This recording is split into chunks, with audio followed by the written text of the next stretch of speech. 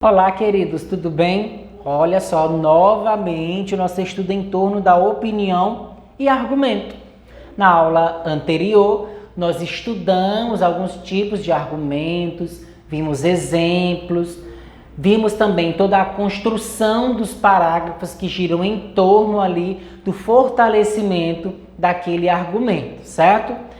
Na aula de hoje, daremos continuidade ainda ao estudo desses argumentos e falaremos um pouco a respeito da opinião.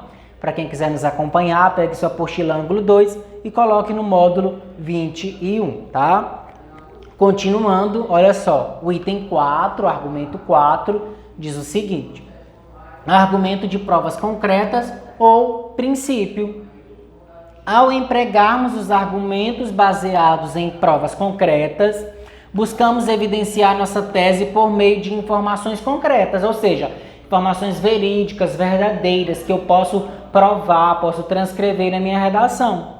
Extraídas da realidade.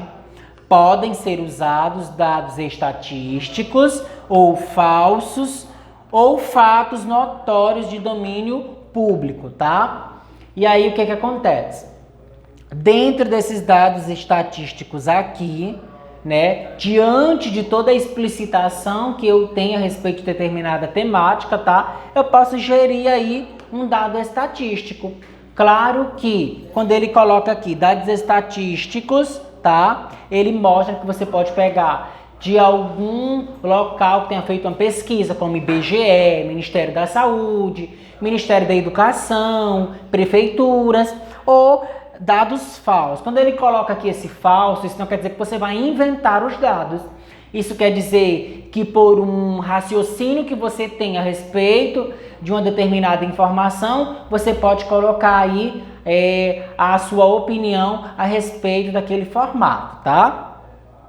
E fatos notórios, como por exemplo, o caso do menino que caiu do andar do prédio, enquanto a mãe que trabalhava na casa passeava com os cachorros.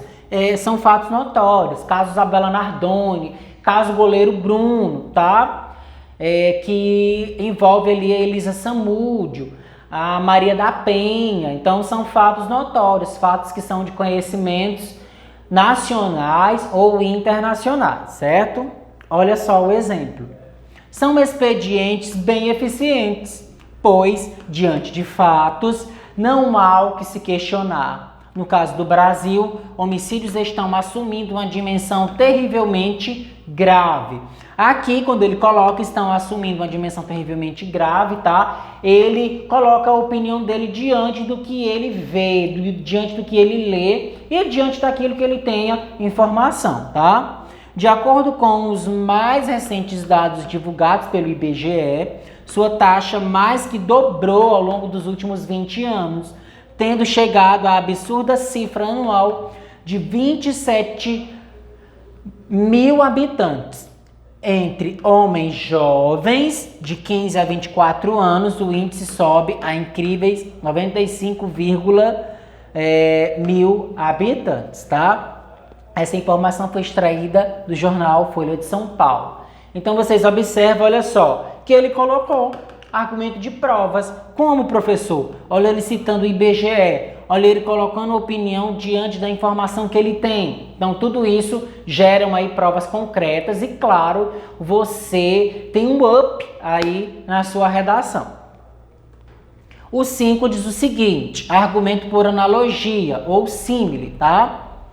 É o argumento que pressupõe que se deve tratar algo de maneira igual, situações iguais. As citações de jurisprudência são os exemplos mais claros do argumento por analogia, que é bastante útil porque o juiz será, de algum modo, influenciado a decidir de acordo com o que já se decidiu em situações anteriores. Professor, eu não sei o que é uma jurisprudência. Muito bem. A jurisprudência são aquelas decisões reiteradas sobre o mesmo assunto.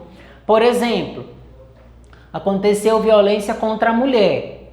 Nós temos ali vários casos que já foram julgados. Se o seu caso for parecido com aquele que foi julgado, aconteceu do mesmo formato, da mesma forma, você pode utilizar como analogia. Olha só, um caso no estado tal foi julgado assim, portanto, o juiz vai verificar o caso que foi julgado, que no caso é uma jurisprudência, são decisões reiteradas sobre o mesmo assunto, e aí vai aplicar ao seu caso, certo? Então, por isso nós temos aí o argumento por analogia. Ele é um pouquinho mais complexo, mas tem alunos que gostam de utilizá-lo aí na construção da redação. Exemplo, em relação à violência dos dias atuais, o Brasil age semelhante a uma noiva abandonada no altar, perdida, sem saber para onde ir, de onde veio e nem para onde quer chegar. E a questão que fica é se essa noiva largada, que são todos os brasileiros, encontrará novamente um parceiro, ou seja, uma nova saída para o problema. Então foi feito aí uma analogia, tá? Entre a noiva e entre a violência, tá? É muito tranquilo, é muito simples. Alguns alunos utilizam parágrafos mais complexos, mas isso vai depender, claro, de como é que você se situa diante de toda a proposta que foi mencionada a você. Diante do 6, que é argumento de senso comum, diz o seguinte: é o argumento que traz uma afirmação que representa consenso geral, incontestável. São mais utilizados quando se quer defender um ponto de vista, uma opinião, um argumento que é massificado. Ninguém irá apelar contra, pois é conhecido universalmente. Então, por exemplo, nós temos aquela ideia, um exemplo, violência contra a mulher. Ninguém é a favor. Ou seja, nós temos um senso comum.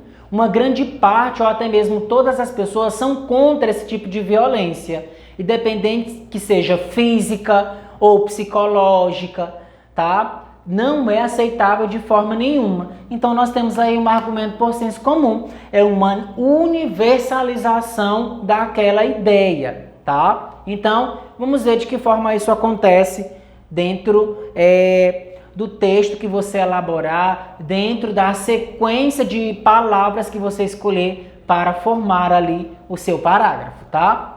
E o argumento de fuga, que é o último argumento, é o argumento que se vale o retórico para escapar à discussão central, onde seus argumentos não prevalecerão. Apela-se, em regra, para a subjetividade. É o argumento, por exemplo, que enaltece o caráter do acusado, lembrando tratar-se de pai de família, de pessoa responsável, de réu primário, quando há acusação de lesões corporais ou homicídio culposo em que é réu. Esse tipo de argumento aqui, ele é o menos utilizado nas propostas de redações. Professor, por que ele é o menos utilizado? Porque aqui, ele vai usar como uma fuga, e isso você não pode mostrar na sua redação. Na sua redação você tem que mostrar pleno domínio. Mas eu tive que trazer para vocês todos os tipos de argumentos, para que vocês conheçam e vejam qual que vocês vão utilizar ou quais vocês já utilizam na construção da redação, certo? Então, esse argumento 7 aqui, tenham muito cuidado para não utilizá-lo na redação, porque de fato o seu parágrafo ali pode ficar sem validade, sem efeito e pode ter uma argumentação muito fraca, certo? E em se tratando de opinião, a opinião é um juízo de valor, é um julgamento que se faz de algo. Muito cuidado quando você coloca esse juízo de valor e faz esse julgamento. Você não pode denegrir a imagem de ninguém, de nenhum grupo, tá? De nenhuma religião. Por quê? A sua opinião tem que ser de uma forma imparcial. Lembre-se que no ato da construção do texto da redação, independente que seja de Enem, você tem que respeitar os direitos humanos, os direitos individuais e fundamentais de cada grupo, e principalmente dos grupos que permanecem à margem, tá? Então, pessoal, por hoje é só. Espero que vocês tenham gostado. Acompanhe as redes sociais e a Agenda Edu e até a próxima.